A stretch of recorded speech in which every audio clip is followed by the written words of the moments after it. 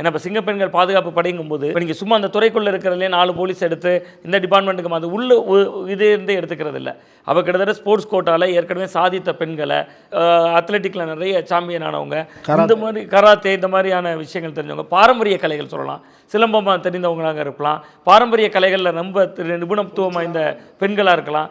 கிட்டத்தட்ட அது மாதிரியான நபர்கள் எடுக்கும்போது மக்களுக்கும் ஒரு பெரிய நம்பிக்கை வரும். நீங்கள் பாருங்கள், சிங்கப்பெண்கள் பாதுகாப்பு படை போலீஸ் துறையில் ஒரு துறையாக வரப்போகுது. பட் அதுக்குள்ளே நம்ம பாரம்பரிய தற்காப்பு கலைகளுக்கு ஒரு முக்கியத்துவம் கிடைச்சா நீங்கள் அந்த கலாச்சாரத்தை காக்கிறது ஒரு அம்சம்னு சொன்னாங்க. நீங்கள் 2500 ரூபா அதுக்கு தான் மக்கள் வாக்களித்திருப்பாங்கன்னா, நான் களத்தை பார்த்த அனுபவத்தில் சொல்கிறேன், மு க ஸ்டாலின் அவர்கள் தான் ஜெயிச்சிருப்பார். பட் மக்கள்கிட்ட அதை மீறின ஒரு எதிர்பார்ப்பு இருந்துச்சு. பணம், பொருள் இதையெல்லாம் தாண்டின ஒரு எதிர்பார்ப்பாக முதல்ல லா அண்ட் ஆர்டர் அது கிட்டத்தட்ட விஜய் அவர்களுக்கு நிறைய பொறுப்பு இருக்குது. நான் அன்று முதல் அவர் ஆட்சிக்கு வந்த நாள் முதல் சொல்கிறேன், இது தலையில் வைத்திருக்கிறது வெறும் கிரீடம் இல்லை, முள் கிரீடம்.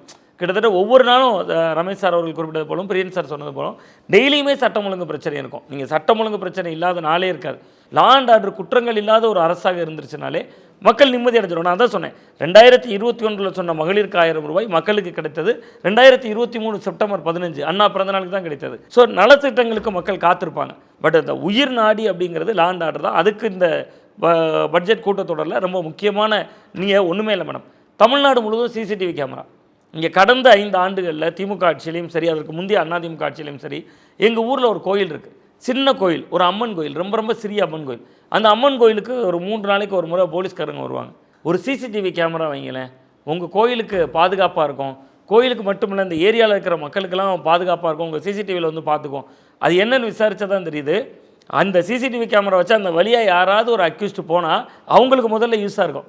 எங்கள் ஊர் கோயிலில் அம்மனோட மொத்த சொத்து எவ்வளோன்னா அந்த சிசிடிவி கேமரா வைக்கிறத விட 4ல் 1 பங்கு தான் இருக்கும். அப்போ கிட்டத்தட்ட அந்த சாமிக்கு உண்டியல்லையே மொத்தமே 500 ரூபா தானே விழும், ஒரு வருஷம் பூரா சேர்த்து அதுக்கு சிசிடிவினோடனே அந்த போலீஸ்காரர் சொல்கிறாரு, இல்லை நம்ம ஒரு டார்கெட் வச்சுருக்கோம், எல்லா ஊர்லேயும் இந்த ஏரியாவில் கோயில் அங்கே எங்கேன்னு சிசிடிவி வச்சு இதையெல்லாம் அரசு நிதியில் வைக்கணுங்கிறேன். நீங்கள் அரசு நீங்கள் சட்டம் ஒழுங்கை கண்காணிக்கணும்னு நினச்சிங்கன்னா சிசிடிவி கேமரா தமிழகம் முழுவதும் இல்லாத ஏரியா இருக்கக்கூடாது, அந்தளவுக்கு இருக்கணும்.